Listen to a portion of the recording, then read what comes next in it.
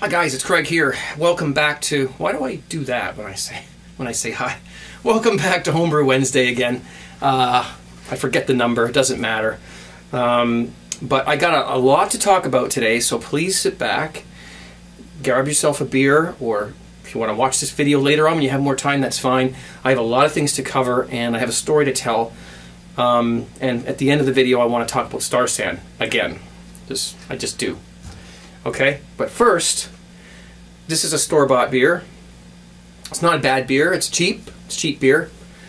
I bought two 24 packs of these on Saturday, last Saturday, but I did not pay for them. My wife didn't pay for them. In fact, nobody close by actually paid for these beers, and that's what leads me to the story that I need to tell you guys, because it's got a very happy ending, thanks to a few people. So, but first, cheers.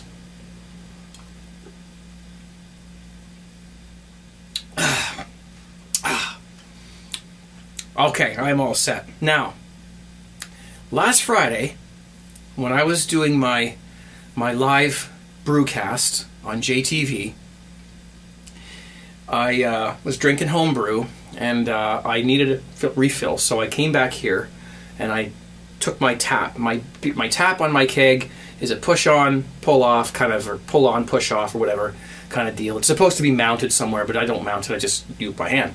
So I came back here with my glass, poured myself a beer, put the tap down. I noticed that my song that was playing was fading, so I wanted to get back to the cast before the song ended, because the last thing you want is dead air, right?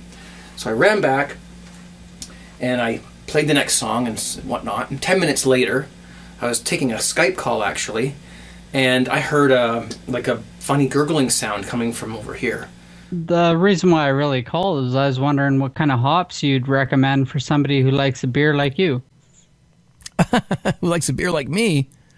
A lager.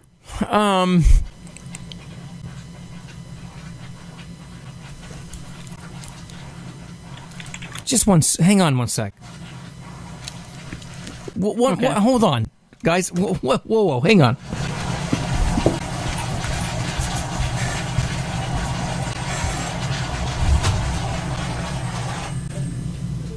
You know, having a few home brews, fermenting and things like that, you really don't want to hear things gurgling or any funny sounds of water running like that when you're not there. So, all right. So when I went back there, here's what I saw.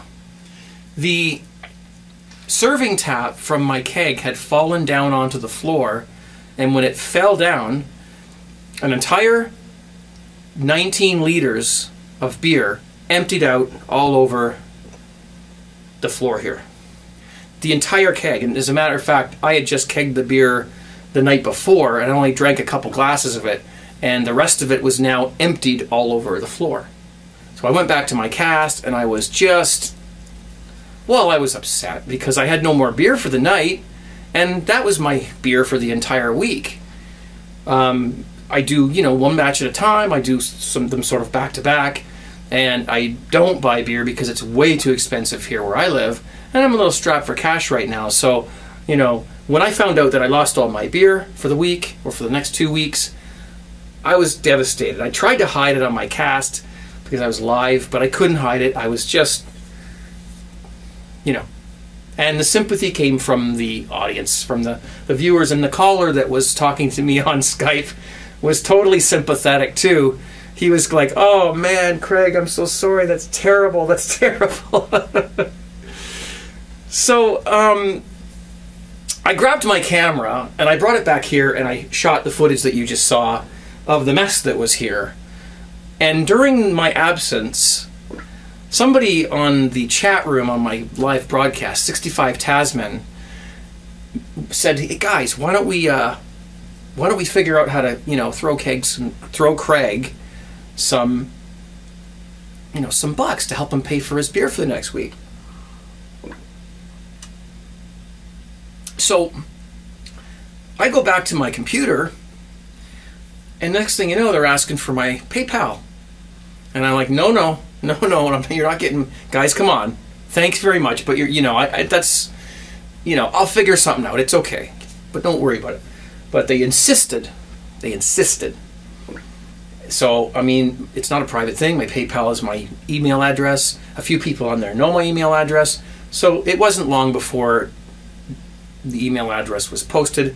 And I received messages in my email that some of the people were sending, you know,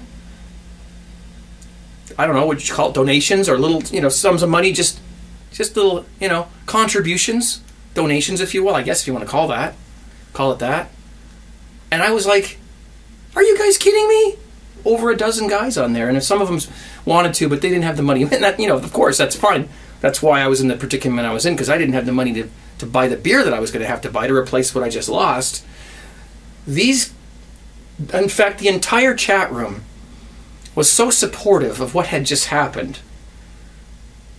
And, you know, just a few people found it, and, you know, they just decided to go ahead and send money into my PayPal account, and in order to pay for the next week's or 2 weeks worth of beer, since I didn't have any, and I didn't have any on the go at the time. I think that's a really incredible story. It doesn't really have a punchline. I was upset about a few things that had happened in the cast before that, not in my cast, but external of my cast. I was pissed off at something that had gone on. And then when I lost the beer, I almost figured out just ending the cast, just going, guys, this isn't a good night for me.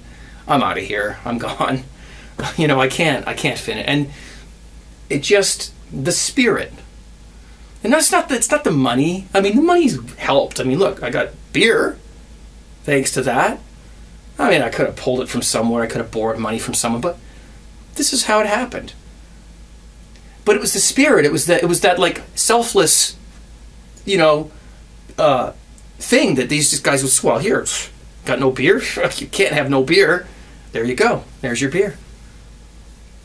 And I was beside myself. I was totally, like, I didn't know what to say. I mean, I feel awkward when I receive gifts from people, like, you know, at Christmas or birthdays, and I'm like, you know, I get all embarrassed and stuff when people give me things, which is, you know, nice. When I receive stuff in the mail, I can always open it off camera, and then I can get myself ready to, you know, present myself on camera when I'm not embarrassed anymore about receiving something. But I was live on there and on Justin TV, and it was just something that was totally, caught me totally by surprise. And I just want to send out a very, very heartfelt thank you to all you guys in the chat room, all of you who were supporting what had happened and who sent those nice comments to me, and the guys who actually, you know, fired over a couple bucks here and there. It helped. I have to thank you from, you know, just from the bottom of my heart. Thank you guys, each and every one of you, and it did provide me with enough beer to get me through the next couple of weeks. I do have a batch going over there right now. I do have some of the funds left that I'm going to take. I'm going to get some specialty beers from the liquor store, some good beers. I'm going to buy some vodka and some Clamato to make Caesars for Friday. And I'm going to use that money. It's, you know, probably buy a couple beer kits with it, some grains, some hops, and it's all going to be spent on beer-related stuff. And some of it already has. It cost me $30 for 24 beers times 2. There was that spirit there. There was that, like, oh well, we have to fix this for Craig. We can't have him have no beer for the next couple of weeks. We got to fix this. And it was fixed in a matter of minutes. The only thing I had to do then was clean up the mess, which I have been doing. It's getting better. Look for a great show this Friday on my Brewcast. I'm going to be doing everything I used to do, the What the Heck Is It's and all that stuff too. So it ought to be a great time. Okay? So thank you. Cheers.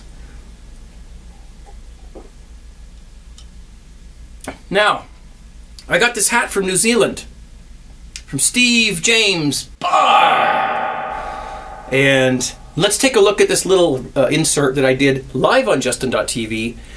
He sent me some spirits. I don't know where all the little bottles went, but there's one of them there. This one was the peach vodka. Oh, it was delicious. And some other ones too. And on this video, I took some cherry crush, you're like orange crush, but cherry flavor, and I mixed his vodka with it. Let's have a look and see what it tasted like. The vodka itself tasted awesome by itself. Let's take a look. All right, so let's get to this. I'm dying to do this. I'm live on Justin TV right now. We're going to try one of Steve James Barr's spirits that he sent me. This, where'd I put? Here it is right there. Vodka. So we're live on Justin TV right now, and I'm doing the YouTube video at the same time. So people are watching this, and I can't wait. Steve made this vodka in New Zealand. He's from New Zealand, and he made this in his own house. I've actually taken a swig of it. Oh. It's so good, Steve. I hardly want to mix this with anything, but that's what you got to do.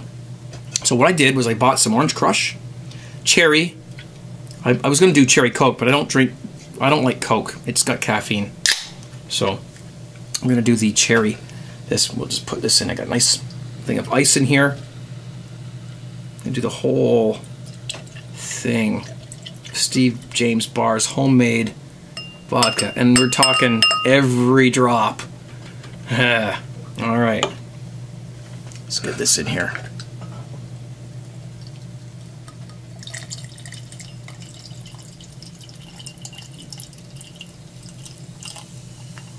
That's it. I don't want to dilute it any more than that.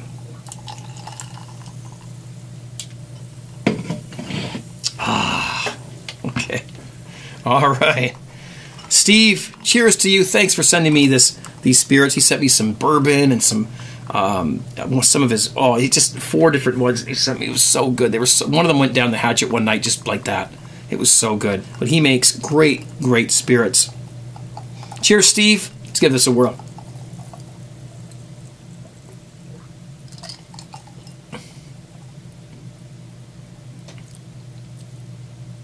Oh, that's good. Oh, that's good. Oh, that's good. Wow. You know, I buy vodka from the liquor store, and it tastes like rubbing alcohol. This stuff tastes like something. It's much more than just alcohol. It's got a good, nice vanilla-y flavor to it. It's way better than just the crap you buy at the store. Steve, I want to come live with you, man. Man, he makes great spirits, and he's a great guy. And you want to watch his cast on JTV as well, because he does a great job there too. Thanks, Steve. See you back in the Homebrew Wednesday video. Cheers. Take care. 17. You know, sometimes you got to step back from things and look at the whole picture. You know, and there's always going to be hurdles and downfalls in life. You know, and there's also really bad things that happen to us. You know, family members get sick. You lose people in your life. You lose pets. You lose jobs. Life is a challenge. And then but sometimes when little things happen, you know, everything's going great and nothing's wrong. You know, you're having a good week, and then something shit happens like that, and then that happens, and it's like you can say, well, you know, I'm not dying or anything of cancer, or you know, my family's healthy, and you know, everything is good. Like, you know. There's nothing really horrible happening, but everything is sort of relative, right? You know, you're having a great time, and all of a sudden, you know, bang, something stupid happens, and it kind of brings you down. And but what you really have to do, and what this taught me to do, is like there's a lesson here. You need to, like as they say, don't sweat the small stuff, because it really is small. I mean, yeah, I lost a bunch of beer. Some guys helped me out. That made me feel nice. That made me feel awesome. Made me look back, you know, sort of step back and look at stuff, you know, from a distance and go, hey, you know what? The thing that was bothering me earlier in the cast no longer bothered me at all. It was like, whatever. And it had nothing to do with my cast, by the way. It was something else that went on. But anyway, so with another cast thing going on. Yeah, so that's it. Thanks, guys, and let's get on with, and thanks, Steve, for the hat and the spirits. It's twice he sent me spirits. He makes his own, and they're amazing. think if I ever was going to move out of the country, I'd go live with Steve. He's got a stash in his cupboard. You're all set. You get in there and you've got what you need. So that's great. Now, the last thing I want to talk about before we run too long here, after all that,